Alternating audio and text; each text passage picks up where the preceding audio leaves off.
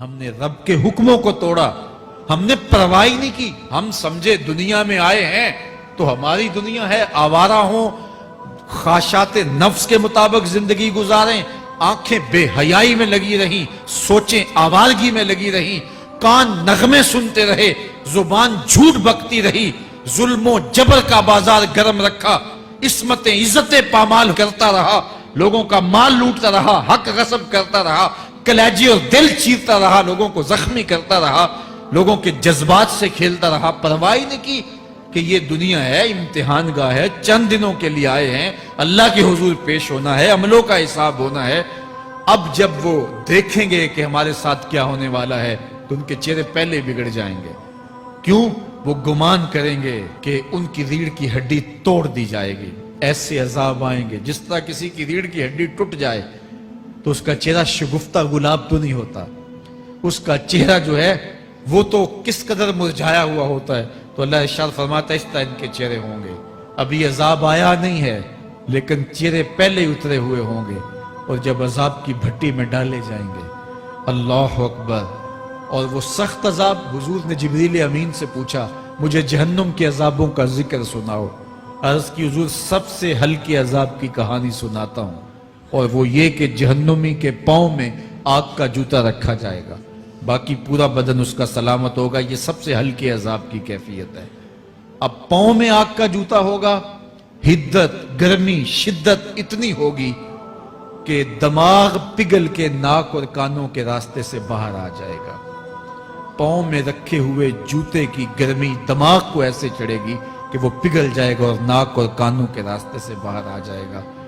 تو اللہ کے عذاب کے خوف سے چہرے بگڑ جائیں گے، حالت سلامت نہیں رہے گی. یہ بات ذہن میں رکھیں کہ اللہ جس کو جہنم میں ڈالے گا اس کو اس صورت میں نہیں ڈالے گا. یہ محمدی صورت ہے، یہ شکل اس کی چھین لی جائے گی اور اس کی شکل بڑی کر دی جائے گی.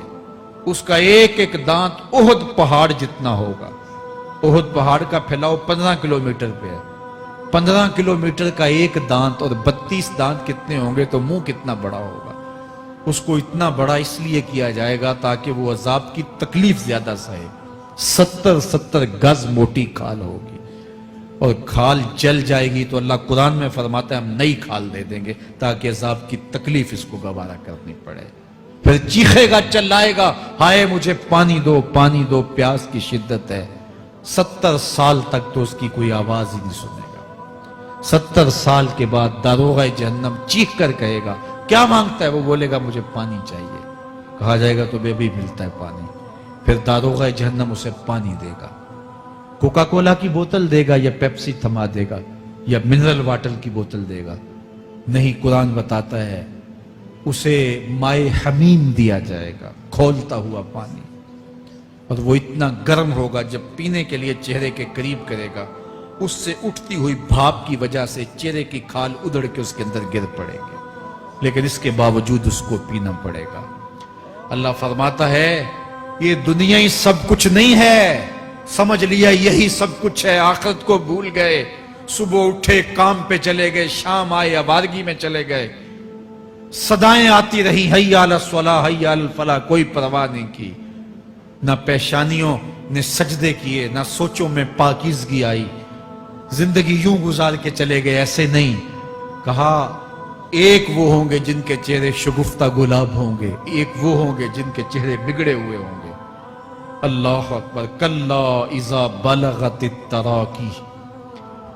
یہ تو قیامت کا منظر ہے نا، قیامت سے قبل بھی ایک منظر ہے. اللہ اس منظر کو بھی بیان کر رہا ہے. کلا اذا بلغت التراقی. ہاں جب جان گلے کو پہنچ جائے گی. اے انسان تیرے اوپر وہ گھڑی بھی آنے والی ہے، وہ وقت بھی آنے والا ہے جب سانس اس ہنسلی میں اٹک جائے گا، جب سینے سے بھی سانس اوپر چلی گئی. اب ڈاکٹر بھی لا علاج قرار دے رہے ہیں کہ اب علاج نہیں رہا ہے، جان بس اب نکلنا چاہ رہی ہے. اور کہا جائے گا کوئی جھاڑ پھونک والا بلاؤ. اب ڈاکٹروں نے تو جواب دے دیا. اب سانس اٹک گئی گلے میں، چند لمحوں کی مہمان ہے. اب ڈاکٹروں نے کہا اب ہماری جانب سے لا علاج ہو گیا، اب لے جاؤ اس کو گھر یا وینٹیلیٹر پہ ڈال دیتے ہیں اس کو. بس اب ہماری جانب سے کوئی اس کا علاج نہیں ہے. اب گھر والے روتے ہیں, کہتے ہیں کوئی جھاڑ پھونک والا لاؤ, کوئی دم والا لاؤ, شاید وہ کوئی دم کرے تو اس کی جان میں جان آ جائے. ڈاکٹروں نے تو لا علاج قرار دے دیا. وَظَنَّ عَنَّهُ الْفِرَاقِ. اللہ فرماتا ہے یہ تو جھاڑ پھونک والے کو ڈھونڈ رہے ہیں, لیکن جس کی سانس یہاں اٹکی ہے وہ سمجھ گیا ہے اب موت آ گئی ہے. اس کو یقین ہو گیا ہے کہ اب موت کے لمحے آ گئے ہیں, اب میں بچ نہیں پاؤں گا. اب آنکھیں تاڑے لگی ہوئی ہیں. وَالْتَفَّتِ السَّاقُ بِالسَّاقِ. پنڈلی پہ پنڈلی چڑھ رہی ہے. جب موت آ جاتی ہے تو پھر پنڈلی سے پنڈلی لپٹ جاتی ہے, اس کو پھر جدا کرتے ہیں اور جدا کر کے دونوں انگوٹھے باندھ دیتے ہیں تاکہ پنڈلی کے اوپر پنڈلی نہ چڑھے. اللہ وہ منظر بیان کرتا ہے, صاحب یہ وقت آنے والا ہے جب دونوں انگوٹھے باندھ دیے جائیں گے, جب ناک میں روئی ٹھونس دی جائے گی, جب چٹے لباس میں کفن دیا جائے گا, جب غسال کے سامنے بے بس پڑے ہوں گے, وہ چاہے یہ بازو اٹھائے چاہے یہ بازو اٹھائے, گرم پانی ڈالے یا سرد پانی ڈالے, جب بس پڑے ہوئے ہوں گے جو ہے وہ غسل دینے والوں کے, اور ناک میں روئی ہوگی اور دونوں انگوٹھے آپس میں بندھے ہوں گے. یہ محل, یہ ماڑی, یہ کوٹھیاں, یہ بنگلے جس کو سویر شام لگ کے حلال حرام کی تمیز کیے بغیر بنایا تھا, غوث اعظم رضی اللہ تعالیٰ عنہ بولے مکان بنا رہا ہے, بسیں گے اور حساب تو جا کے دے گا. اور یہ تو ایک رات بھی تجھے اس گھر کے اندر نہیں رکھیں گے کہ چلو ایک رات مہمان رکھ لیں. کہتے ہیں نہیں نہیں, مہمانوں نے بھی جانا ہے تو جلدی کرو, اس کو سپرد کراؤ. وہ تو تیرا لباس بھی پھاڑ کے اتاریں گے, خود غسل دینے کے لیے تیار بھی نہیں ہے. تجھ سے خوف آنے لگا ہے, جاندی واری ڈرونا بنے ہوتے, ہاتھ نہ لاندے ڈر دے, جنہ لئی تو پاپ کمائے اج کتھے نہیں تیرے کر دے. آج تو وہ تیرے ساتھ تجھے غسل دینے کے لیے آمادہ نہیں ہے. وَالْتَفَّتِ السَّاقُ بِالسَّاقِ. جب پنڈلی پہ پنڈلی چڑھنے لگ جائے گی, إِلَىٰ رَبِّكَ يَوْمَئِذٍ الْمَسَاقُ. اس دن تیرے رب کی طرف ہی لوٹ کے جانا ہے. فَلَا صَدَّقَ وَلَا صَلَّىٰ. اس نے نہ تو سچ مانا اور نہ نماز پڑھی. وَلَٰكِنْ كَذَّبَ وَتَوَلَّىٰ. ہاں جھٹلایا اور منہ پھیر کے چل پڑا. ثُمَّ ذَهَبَ إِلَىٰ أَهْلِهِ يَتَمَطَّىٰ. پھر اپنے گھر کو اکڑتا ہوا چلا. اولا لک فاولا ثم اولا لک فاولا. تیری خرابی آ پہنچی, ہاں تیری خرابی آ پہنچی. ایحسب الانسان ان یترک سدی. انسان دنیا میں یہ گمان کرتا ہے اس کو سدا چھوڑ دیا جائے گا. سدا عربی میں ایسے اونٹ کو کہتے ہیں جس کی مہار کسی کے ہاتھ میں نہ ہو. شترے بے مہار, جہاں مرضی جس گھاٹ سے چاہے پانی پیے, جہاں سے مرضی چارہ لے, تو شترے بے مہار کو کہتے ہیں سدا. تو یہ انسان بھی گمان کرتا ہے کہ میں بھی سدا ہوں, مجھے کوئی کیوں پوچھے, میرے جذبات پہ کوئی کیوں قدغن لگائے, مجھے کیوں روکے کوئی. بالخصوص جوانی کے ایام کے اندر جوان کو بڑا ہوتا ہے کہ کوئی مجھے کیوں. وہ تو ماں باپ کے کہنے میں بھی نہیں آنا چاہتا, وہ کہتا ہے کیوں مجھے روکتے ہیں, میری جوانی ہے, میرے جذبات ہیں, مجھے آزادی سے جینے دو, کیوں میرے راستے میں رکاوٹ بنتے ہو, میں سدا ہوں. اللہ فرماتا ہے نہیں, ایک اونٹ تو سدا ہو سکتا ہے جس کو میں نے اشرف المخلوقات بنایا ہے, اس کو تو سدا نہیں چھوڑوں گا, اس کو تو پابند بناؤں گا حکام کا. اب وہ کہتا ہے کہ نہیں نہیں, یہ کیسے دوبارہ اٹھائے جائیں گے. اب دوبارہ وہی بات پھر آ گئی. الم یک نطفۃ من منی یمنی. اللہ فرماتا ہے ایک بوند تھی نا, پانی کا ایک قطرہ تھا جو رحم مادر میں رکھا گیا. ثم کان علقہ, پھر وہ پانی کا قطرہ لوتھڑا بنا. فخلق فسوی, پھر اللہ نے اسے پیدا فرمایا اور پھر ٹھیک ہموار کیا. فجعل منہ الزوجین الذکر والانثی, پھر اس سے وہ جوڑ بنائے, کوئی مرد بنایا کوئی عورت بنائی.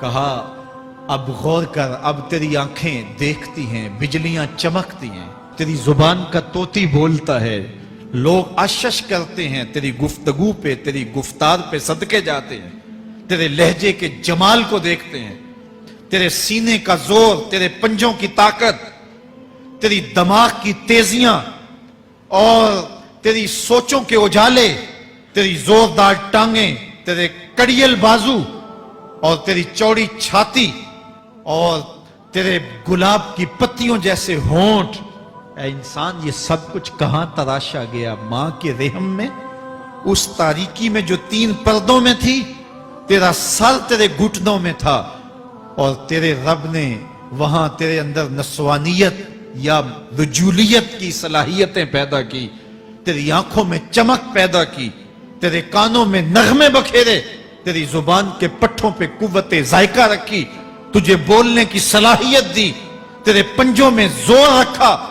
آج تو مفتی شہر ہے، آج تو علامۃ الدہر ہے، آج تو قاضی القضات ہے، آج تو منسٹر ہے، آج تو وزیر اعظم ہے، آج تو پہلوان ہے، آج تو شہزادہ ہے، آج تو بادشاہ ہے، آج تو زوراور ہے، آج تیری طاقت کے کیا کہنے؟ آج شیروں کو تو نچا لیتا ہے، ہاتھیوں کو تو بٹھا لیتا ہے، آج تو بڑا زوراور گھڑ سوار ہے، آج تیری طاقت کے کیا کہنے؟ تو کشتی کرتا ہے، زمانہ دیکھنے آتا ہے، آج تیری طاقت کے شوہرے ہیں، تیری عظمت کے تنتنے ہیں، لیکن انسان تو ایک ناپاک قطرہ تھا اور رحم مادر میں تھا۔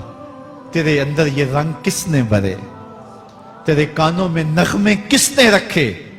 تجھے دماغ کی قوتیں کس نے دی؟ زبان کو بولنا کس نے سکھایا؟ آنکھوں میں توانائیاں کس نے رکھی؟ تیری زبان کا طوطی بولتا ہے، یہ سلیقے کس نے دیے؟ پھر اللہ فرمایا، کتنا زوردار بیان ہے، الیس ذالک بقادر علی ان یحیی الموتى، جو ماں کے پیٹ میں ایک نطفے کو ایک خوبصورت انسان بنا سکتا ہے، ہڈیوں کو جوڑ کے دوبارہ انسان نہیں بنا سکتا؟ کیا وہ دوبارہ تجھے کھڑا نہیں کر سکتا اپنے سامنے پیش ہونے کے لیے، جس کے حکموں کو تو نے توڑا ہے، جس کے فرامین کا تو نے مذاق اڑایا ہے؟ کیا وہ اتنا ہی بے بس ہے کہ اپنے حضور تجھے جو ہے وہ کھڑا ہی نہیں کر سکتا ہے؟ جس رب نے تجھے ماں کے شکم میں شکل دی، حضرت شیخ فرید الدین عطار بولتے ہیں، سانے کستی سلاتی می شود، ایسا کاریگر ہے مٹی سے بادشاہ بنا ڈالتا ہے۔ اس نے مٹی سے دارا و سکندر بنائے، اس نے مٹی سے جو ہے وہ رستم و سہراب بنائے، اس نے مٹی سے کیا کیا بنا دیا جو مٹی سے بادشاہ بنا سکتا ہے، جو نطفہ رحم مادر سے جو ہے وہ شکل اور صورت اور رنگ اور جمال بنا دیتا ہے۔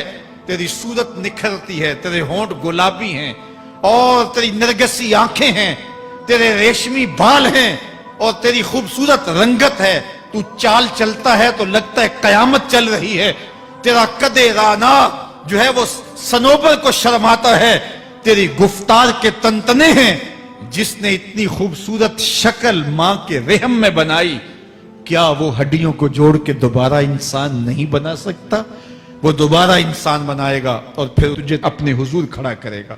اور ایک حدیث میں آتا ہے، اللہ بندے کو اپنے حضور کھڑا کرنے کے بعد اپنے سامنے سے ہٹنے نہیں دے گا جب تک 5 سوال نہیں پوچھ لے گا۔ ان عمرہ ہی فیما افنا ہو، اس کی عمر کے بارے میں پوچھے گا، کہاں ضائع کی؟ میں نے تجھے زندگی دی، 60 سال 70 سال 40 سال 50 سال، اس زندگی کو کہاں گزار کے آیا ہے؟ ان شباب ہی فیما ابلا ہو، اس کی جوانی کے بارے میں پوچھا جائے گا، جوانی کہاں گزار کے آیا ہے؟ مجنوں تو نہیں بنا رہا، خواہشات کا اسیر تو نہیں ہو گیا، دیوانوں کی طرح زندگی تو نہیں گزار کے آ گیا؟ تیری جوانی کسی چوک میں تو نہیں گزری، تیری جوانی آوارگی میں تو نہیں گزری، ساری رات سوشل میڈیا کے اوپر گندگی اور غلاظتیں تو نہیں دیکھتا رہا؟ تیری زندگی گزری کہاں ہے؟ تیری جوانی گزری کہاں ہے؟ اگر کوئی جواب نہ ہوا تو پھر کیا جواب دے گا؟ اور وہ کتنا خوش نصیب ہوگا جو کہے گا، مالک میری جوانی سجدوں میں گزری، میری جوانی قیام میں گزری، میری جوانی رکوع میں گزری۔ میرے حضور فرماتے ہیں، سبعۃ یظلھم اللہ فی ظلہ یوم لا ظل الا ظلہ، 7 اشخاص ایسے ہیں قیامت کے دن جب کوئی سایہ نہیں ہوگا، اللہ ان 7 کو اپنے عرش کا سایہ دے گا۔ ان میں سے دوسرا شخص میرے حضور نے بیان فرمایا، وشاب نشأ فی عبادت اللہ، وہ جوان جس کی جوانی اللہ کی عبادت میں گزری۔ جوانوں، اپنی زندگی کو مالک کی دہلیز پہ لے آؤ۔ جوانی وہی ہے جو مالک کی چوکھٹ پہ گزرے۔ اپنے دل کا تعلق جوڑو، عشق کرنا ہے تو پھر آمنہ کے لال سے کرو، محبت کا رشتہ ان سے جوڑو، تعلق کا ربط ان سے قائم کرو، جوانی کو دین کی راہ پہ ڈالو۔ اللہ اکبر۔ سنو میرے حضور کا فرمان، انا حبیب اللہ، میں اللہ کا حبیب ہوں۔ پھر فرمایا الشاب التائب حبیب اللہ، جو جوان جوانی میں توبہ کرے وہ بھی اللہ کا حبیب ہے۔ آؤ اللہ کے حبیب بن جاؤ، اللہ کے حبیب بن جاؤ، اللہ کے حبیب بن جاؤ، اللہ کے محبوب بن جاؤ۔ لیلۃ القدر کی گھڑیاں ہیں، رات کا پچھلا پہر ہے، اللہ کے حضور یہ عہد کر کے اٹھو، مالک جو زندگی گزر گئی، آئندہ جوانی کا ایک ایک لمحہ تیرے لیے گزرے گا، جیوں گا تو تیرے لیے، مروں گا تو تیرے لیے۔ میری ایک ایک سانس تیرے نام وقف ہوئی، میری زندگی کی ایک ایک ساتھ تیرے نام وقف ہوئی، میں اپنا سب کچھ تیرے لیے پیش کرتا ہوں۔ میری زندگی کا مالک بھی تو ہے، میری موت و حیات کا خالق اور مالک بھی تو ہے، یہ زندگی تو نے دی، تیری امانت ہے، تیرے حضور ہی پیش کرتا ہوں۔ اور لیلۃ القدر کی گھڑیوں میں اس عزم کے ساتھ گھروں کو لوٹو کہ اللہ میری زندگی کا ایک ایک لمحہ تیرے نام ہوا، آنے والے موسم تیرے نام ہوئے، میری جوانی تیرے نام ہوئی، میرے آنسو تیرے نام ہوئے، میری پیشانی تیرے نام ہوئی، میرے دل کی دھڑکن تیرے نام ہوئی، میری صلاحیتیں تیرے نام ہوئی، میری زبان بولے گی تو تیری تسبیح بولے گی، تیرے ذکر کے ترانے پڑے گی، میرے کان سنیں گے تو قرآن کے نغمے سنیں گے، میری آنکھیں دیکھیں گی تو مالک تیری قدرت کی نشانیاں دیکھیں گی، تیرے رسول کا روضہ دیکھیں گی، تیرا کعبہ دیکھیں گی۔ مالک میری زبان سچائی کے نور سے مالا مال ہوگی اور میں ساری زندگی تیرے نام کرتا ہوں۔ اور جب آپ اپنی ساری زندگی اللہ کے نام کر دیں گے تو پھر وہ پوری کائنات تمہارے نام کر دے گا۔ کی محمد سے وفا تو نے تو ہم تیرے ہیں، یہ جہاں چیز ہے کیا لوح و قلم تیرے ہیں۔ اللہ آپ سب کو اپنی پناہ میں، امان میں اور حفاظتوں کے ساتھ میں